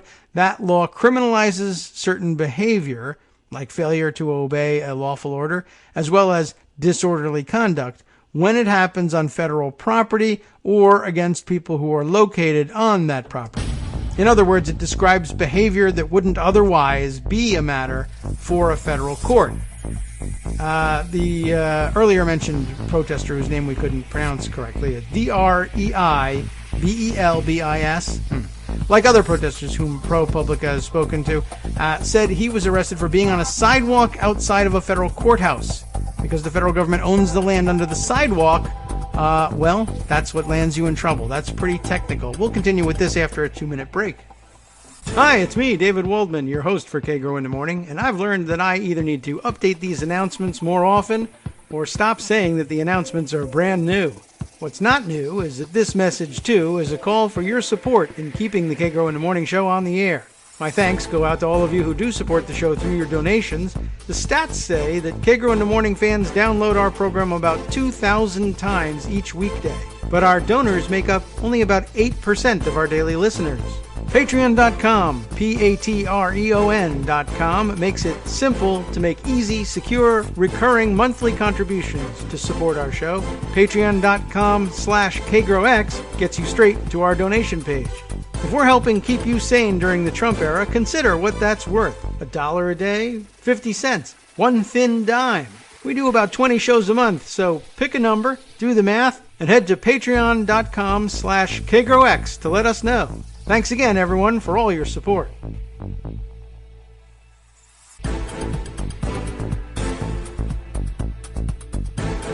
Welcome back now to the Kagro in the Morning Show here on Netroots Radio. Lots to get through in this ProPublica article. Very important, of course, to keep an eye on these things, and yet more stories piling up as we continue to read here. We were talking about the protester whose name we couldn't figure out how to pronounce. Dreibelbis?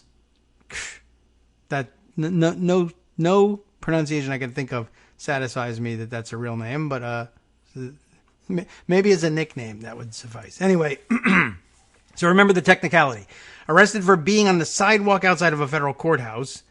Because the federal government owns the land under the sidewalk, another protester who spoke on condition of anonymity to avoid influencing his upcoming trial told ProPublica it's common knowledge among protesters that the sidewalk is a no-go zone and setting foot on it risks federal prosecution.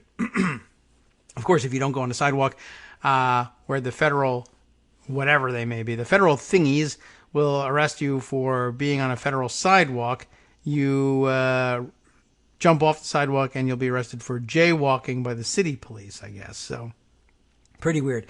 In a not at all confrontational or provocatory manner, Dreibelbis, we find out, told ProPublica he roller skated into the protest. That'll draw some attention. Expecting to attend only briefly. I guess he was going to roller skate right back the other side, too. He said he knelt down on the sidewalk and was arrested by officers for illegally adjusting your roller skates on federal property, I guess. The charging document filed against him offers no arrest details. Section 1315 is the same law that the Trump administration is using to justify initiating a federal show of force in Portland, the whole thing, which the administration has said it intends to employ in other cities where protests have raged since Floyd's death.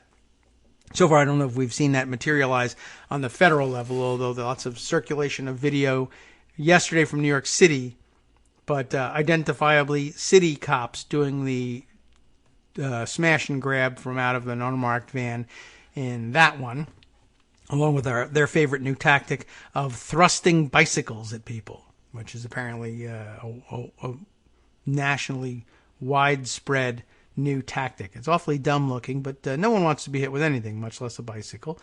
It seems to work. The law allows the Secretary of Homeland Security to supplement the Federal Protective Service, the relatively small agency partly responsible for federal building security, with law enforcement agents, if that's what they are, from the department's other agencies, such as Customs and Border Protection. Both Presidents Donald Trump and his predecessor, Barack Obama, have invoked that part of the law in the past. Did you know that? But the use of that same law to file criminal charges appears to be novel. The Obama administration sent a surge force of 400 Federal Protective Service agents and a dozen CBP agents to Baltimore in 2015 when the police killing of Freddie Gray sparked broad unrest, but no charges were filed under Section 1315 itself, in that response. In Portland, the federal government, and you'll notice the composition of the force sent there, 400 Federal Protective Service agencies, Protective Service agents were sent to do the work of the FPS. And yes, they were supplemented by CBP agents, a dozen of them, 400 FPS. That's significant in my mind. In Portland, the federal government has relied on the FPS and U.S. Marshals to write affidavits used to charge protesters in federal court, but it has detailed other agencies on the protest front lines. DHS agencies cited in court complaints included CBP through its BORTAC Tactical Unit, Immigration and Customs Enforcement's Investigations Unit, DHS's Office of Intelligence and Analysis, in addition to FPS. Complaints also cite the U.S. Marshals and the Bureau of Alcohol, Tobacco, Firearms, and Explosives, which are Justice Department entities. In the first weeks of the operation, the most common charge against protesters was assault on a federal officer, which in some cases counted as a crime on federal property because protesters on the streets were shining lasers at officers inside the courthouse. DHS has claimed that some officers may permanently lose their vision, but as of July 24th, the most serious injury detailed in federal charging documents was an agent who reported seeing spots in his eyes for 15 minutes after the laser attack. But it was an important 15 minutes. Over July 23rd and 24th, however, 10 of the 13 cases opened were charges only of failing to obey a lawful order. One other defendant was charged with assaulting a U.S. Marshal while detained inside the courthouse, where she had been taken after an arrest for failing to obey a lawful order. Since then, almost all cases have accused protesters of assaulting a federal officer, generally a misdemeanor charge. Did you know that? In many of the assault cases, files are thin and no details of the allegations have been posted, even for protesters charged as early as July 6th. No case files identify an alleged victim, either by name or by the unique identifier, quote unquote, on their uniforms, so that they don't have to put their names there. DHS officials have claimed it's unfair to describe the federal agents in Portland as unidentified because they clearly show identification. It's just a unique identifier, like Prince used to use. Some assault accusations charge protesters with throwing unidentified objects at officers in body armor, who were unharmed, because body armor. Even those defendants who aren't explicitly barred from attending protests are unable to return to the epicenter of Portland's unrest as a condition of their release. They are placed under curfew, either from 8 p.m. to 6 a.m. or 10 p.m. to 6 a.m., and told not to go within 5 blocks of the courthouse grounds except for court hearings. Experts said that while restrictions of that sort are common, they're still questionably constitutional. Though stay-away orders from a place where a potential crime has been committed are generally standard, the ACLU's Trivedi said, stay-away orders from public places that are part of the public square, more questionable. But he and others conceded that the government could make an argument that it was necessary to prevent further wrongdoing. They saw no legitimate rationale for blanket bans on protests. I suppose the government could argue, you disobeyed a law enforcement officer at a protest, and we don't trust you not to do it again, Trivedi said. But the release documents already instruct defendants that they're not allowed to break any laws while awaiting trial. If they want to say, don't break a law again, they've already said that, Trivedi told ProPublica. Beyond that, the only part that's left would be not letting you exercise your First Amendment rights. Dreibelbis, maybe, for his part, must now watch the protests proceed without him. Well, you don't have to, but that's what he's decided to do. I work across the water from the protests, and I can see it every night, he told ProPublica. I'm protesting from this side. Okay. He hastened to clarify that he didn't mean he was attending a protest in violation of the court order. Not protesting. There's no protesting going on a party of one, but I'm there in spirit. So he believes that I guess it's enforceable and isn't going to be the one to foot the bill to prove that it's not. All right, let's see. Other stories catching my eye as we watch here. This is an interesting one. You remember earlier in the show, Greg mentioned that National Security Advisor Robert O'Brien found to have been infected with COVID-19. Interesting side story here. Caitlin Collins begins this thread here, the CNN White House correspondent, saying, no email was sent out informing National Security Council staff that their boss, Robert O'Brien, had tested positive for coronavirus. He abruptly left the office last Thursday. Some found out from press reports, apparently, according to Caitlin Collins and her colleague Vivian Salama over at CNN. Both of them heard similar stories, and it's connected here to her piece for CNN reporting as much. I noticed David Korn sort of commenting on that. Look, no contact tracing, not even in the White House. If these guys can't deal with the pandemic in their own offices, how can they deal with the pandemic nationally? That, of course, being a rhetorical question, and a good one at that. I don't think that there's anything more discoverable from the article from CNN about that, but you do get the news that O'Brien tested positive for COVID-19, and they didn't bother telling anybody. Let's see, and his last public appearance, the last public appearance together as between Trump and O'Brien was over 2 weeks ago during a visit to U.S. Southern Command in Miami on July 10th. O'Brien is experiencing mild symptoms and is self-isolating, working from a secure location off-site, according to the article. We'll see how that develops. Herman Cain still has not been heard from. I guess his Twitter account is active, but he's been a month in the hospital, and his Twitter account admits to his continuing to receive oxygen therapy of some kind anyway. Not really looking all that great for somebody who's been in the hospital for over a month with coronavirus and is elderly and in one of the risk groups and is on oxygen therapy. Okay, let's see. Flipping back over to keep at least one eye on Twitter in case anything else breaks worthy of interrupting for. Let's see, something Greg had sent along here. Hey, that is news. Fantastic news. I'll take it. Thanks very much for sending this, Greg. I'm really actually thrilled with this. You know how people very frequently say, I wouldn't wish COVID on anybody, but I do sometimes think, or I wouldn't wish it on my worst enemy, or I'm not saying that I hope someone gets COVID, but that's why you come to this program. I hope certain people get COVID. I get to say that on your behalf, and you get to enjoy it without the guilt of saying it yourself. But maybe you would like some of this guilt.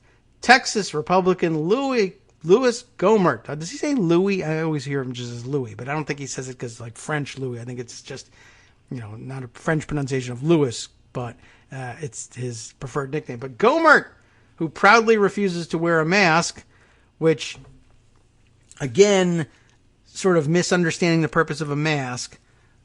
It's not generally intended to protect you from contracting coronavirus, but from passing it on should you contract it. So I don't think I'm all that happy about finding out he proudly refuses to wear a mask because that means other people around him are sick. But yes, I'm holding it up. You wanted to hear me say Louis Gohmert has tested positive for COVID. And there you have it. Congratulations, everybody. Enjoy it. He attended yesterday's hearing, by the way, with Attorney General Barr and proudly refused, I'm sure, to wear the mask there. You can look at the video to see who was sitting near him or maybe who he was sitting behind, if anyone, and breathing on the whole time. And Barr was probably more than 6 feet away from him. But, hey, you never know how things went there. Maybe he went to shake his hand afterwards. Louis Gohmert, according to Politico, let's read the full article, unless it's like really long, in which case we'll just say, Gohmert has COVID, Gohmert has COVID, and we'll just leave it at that. Let's see. The Texas Republican received the diagnosis during a pre-screening procedure at the White House on Wednesday morning, which is now. So fantastic. He was found at the White House with COVID, and maybe it's going to sneak in and get everybody. I don't know. We don't wish that on people, right? Tomorrow I will wish that on people, or confirm that your wish was granted.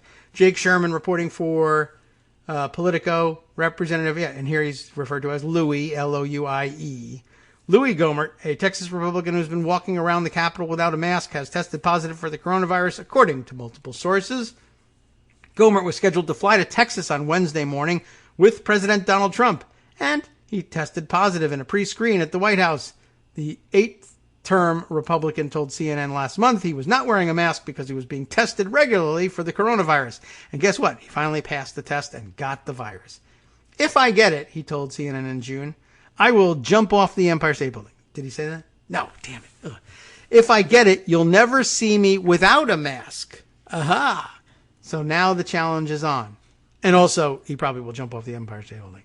But Representatives Mario Diaz-Balart of Florida, all Republicans so far, Neil Dunn, also of Florida, Morgan Griffith, Republican of Virginia, Mike Kelly, Republican of Pennsylvania, and Tom Rice, Republican of South Carolina, along with Senator Rand Paul, Republican of Tennessee. He's from Kentucky. Why did they say Tennessee? All have tested positive for the virus, along with, one Democrat gets thrown in there, Ben McAdams of Utah. In May, Speaker Nancy Pelosi, she's a Democrat, and from California, and Senate Majority Leader Mitch McConnell, Kentucky, turned down the administration's offer of rapid testing for the Capitol. Why? Some lawmakers, mostly Republicans, declined to use face coverings while in the building. Gohmert attended Tuesday's blockbuster House Judiciary Committee hearing with Attorney General Bill Barr in person, where lawmakers were seated at some distance from one another. At one point in the hearing, Chairman Jerry Nadler chastised several Republicans for taking off their masks, though Gohmert was not among those he scolded. I guess no point in scolding Gohmert. He's an idiot. I would remind Mr. Jordan, Mr. Biggs, and Mr. Johnson to stop violating the rules of the committee, Nadler said, referring to Jim Jordan, Ohio. Well, you know who they are.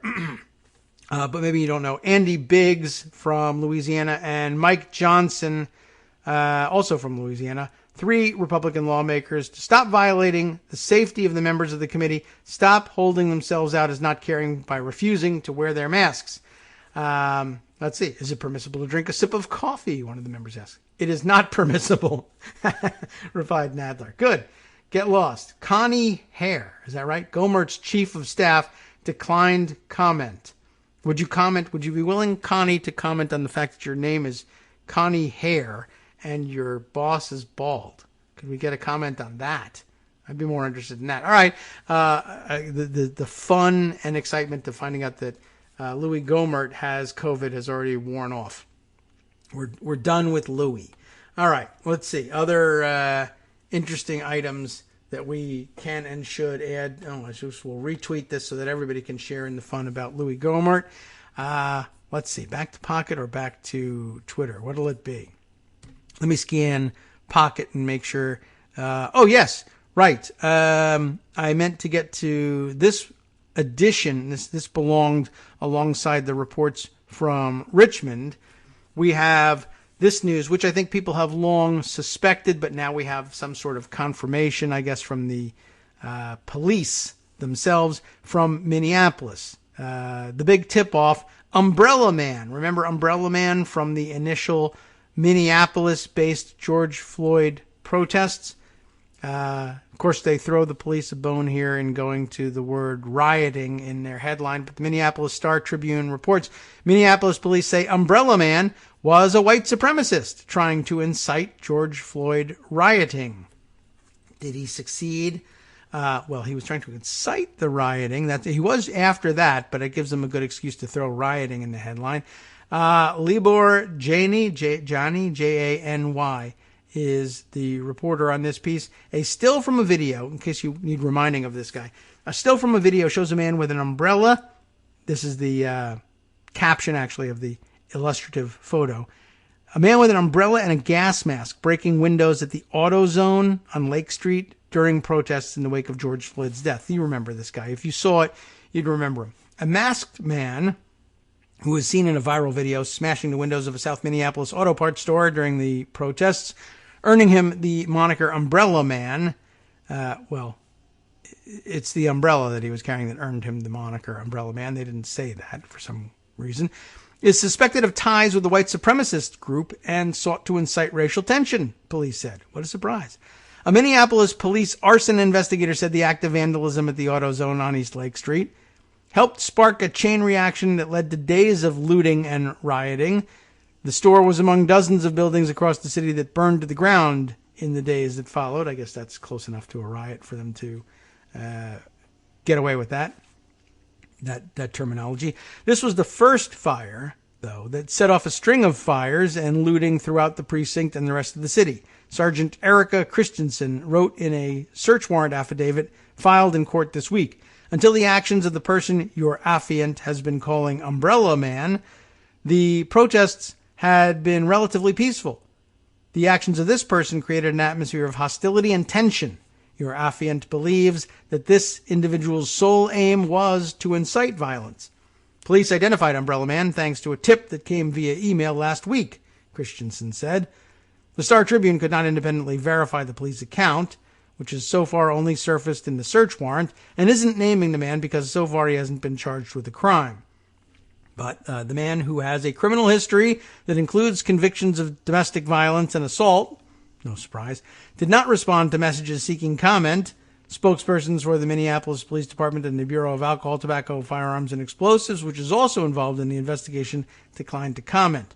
Floyd's death under the knee of since-fired police officer set off protests that spread around the world and stirred widespread reckoning over racial injustice.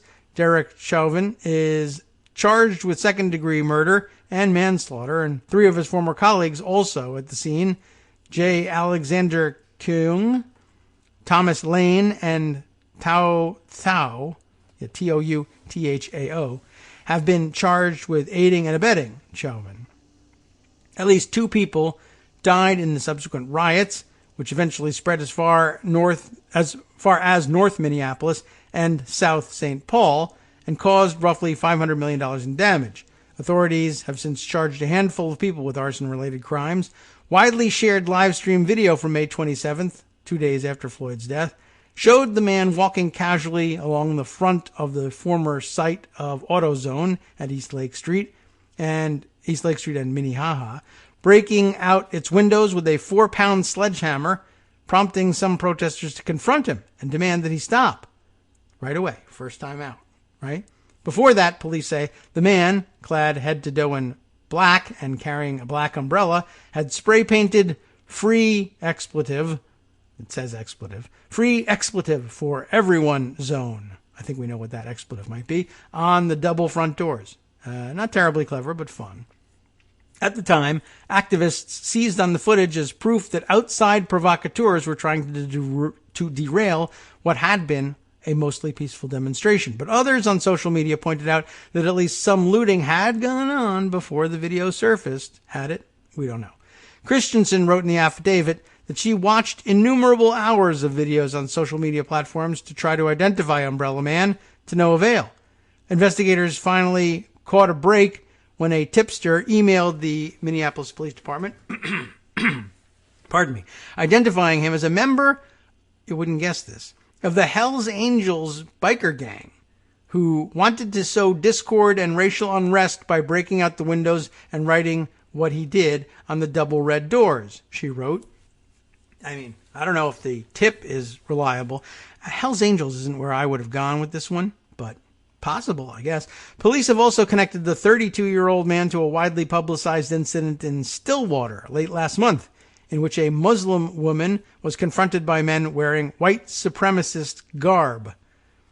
A subsequent investigation revealed that the man was also an associate of the Aryan Cowboy Brotherhood. I had not heard of them. A small white supremacist prison and street gang based primarily in Minnesota and Kentucky somehow.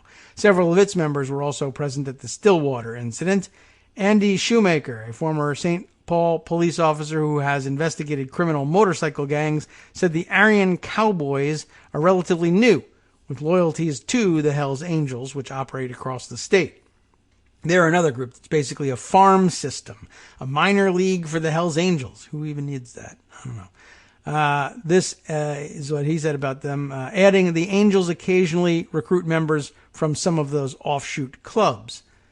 The weeks that followed Floyd's death brought dozens of reports of racially motivated assaults against minorities and minority-owned businesses. Leaked intelligence briefings showed that federal authorities were monitoring the movements and online activity of white nationalists and other extremist groups that descended on the city during the riots. The president of the Hells Angels summoned 75 members of the Aryan Cowboy Brotherhood to help protect the club's headquarters in North Minneapolis. I don't think anybody was going there, but okay. According to an intelligence memo, which surfaced in June as part of a massive trove of leaked law enforcement documents dubbed Blue Leaks. A club member later posted a warning to protesters on Facebook saying that while the Angels agreed with the anti-law enforcement message, any protests that reached the clubhouse or any of our neighborhoods, whatever they might be, would be, quote, met with a very unfriendly welcome party. But they didn't bother to do any of that. I don't think they just went around smashing windows elsewhere instead. Another leaked memo suggested that local biker gangs were taking advantage of the unrest to step up their drug trafficking in the metro area, and that bikers associated with white, racially motivated violent extremists had discussed inciting riots while posing as members of the anti-fascist group Antifa. It wasn't immediately clear from the leaked materials whether any of those threats materialized. After the protests began, footage of Umbrella Man roared around social media, prompting speculation about the man's identity. One persistent rumor argued Umbrella Man was an undercover St. Paul police officer seeking to incite violence, a claim apparently based on a tweet citing information from a woman who claimed to have once been married to the officer who was so accused. In response, St. Paul police released time-stamped surveillance photos showing that the officer was in St. Paul at the time of the incident, and Police Chief Todd Axtell released a statement scolding social media users for spreading misinformation that could jeopardize the officer's reputation and safety and chip away at the trust this police department has worked so hard to build with its community. Justin Terrell, executive director of the Council for Minnesotans of African Heritage, said conversations around Floyd's death and ensuing riots are important, but they often fail to account for the persistence of structural racism. True, but we'll just conclude with this. I think at the end of the day, we need to start dealing with those issues because I think this Umbrella Man is a rotten piece of fruit at the farthest branch of the tree. Interesting. But we've got to get to the roots, Terrell said. I think we have to do the work to get there, which America has never done, and Minnesota sure hasn't. Good point. Probably so. And interesting addition to the story. All right. Let's see. Running low on time here, but don't want to see. Maybe is there anything else that we need to point out, either that we can do quickly or that you might want to read on your own? No. Oh, we can get rid of this one. The report of the Jerry Nadler car accident. Some follow-up on that maybe in the coming days. I don't know. All right, let's see. I think that's it. We'll wrap this up for the day. Maybe tomorrow we can spend some time on the latest stories of the war dogs like pirating and profiteering that continues off of PPE with N95 masks and the like, plus other supplies that are necessary at the various hospitals and healthcare facilities around the country. People still profiteering off of that. And let's see. Also want to preview so that I remember to bring it up in the coming days. Another contribution from our good friend Darwin Darko, who brings us the interesting article from out of Stars and Stripes. He's a regular Stars and Stripes reader himself, about racist incidents at the West Point U.S. Military Academy and some hopes of recent graduates that they might be able to push for a full and meaningful investigation and reform of policy there so that these incidents are addressed seriously. And, there's rhetorical willingness on the part of the leadership to take a look at these things seriously.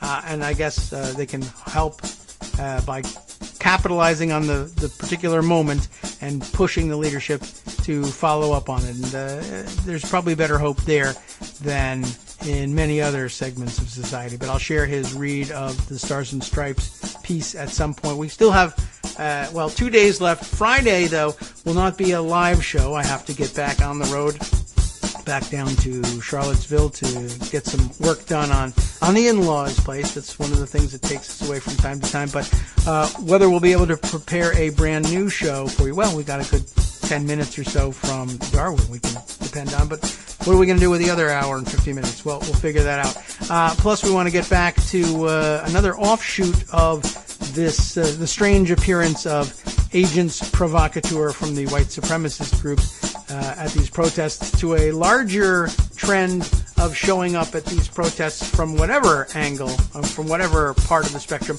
showing up armed, and what it means for the future of peaceful protest in this country. Probably not a great sign. But now, time to then turn things over to Justice Putnam for the West Coast Cookbook and Speakeasy. What's he got on tap? Well, some reporting on Bill Barr's contentious House hearing and how it was a case study in dissembling defensiveness and partisanship. But in good news emerging from that, Louis Gohmert got COVID. From Daily Kos Radio on networksradio.com. You have been listening to the Kagro in the Morning Show with David Waldman. All right, jumping around a little bit more. U.S. mayors decry the lack of new funding for cities in the Senate Republican bill. The ACLU asked the federal court to sanction individual members of Trump's SA Gestapo for targeting journalists in the Portland protests in violation of the court's orders. They don't seem to be paying much attention to that. But that and much more from home and around the world next.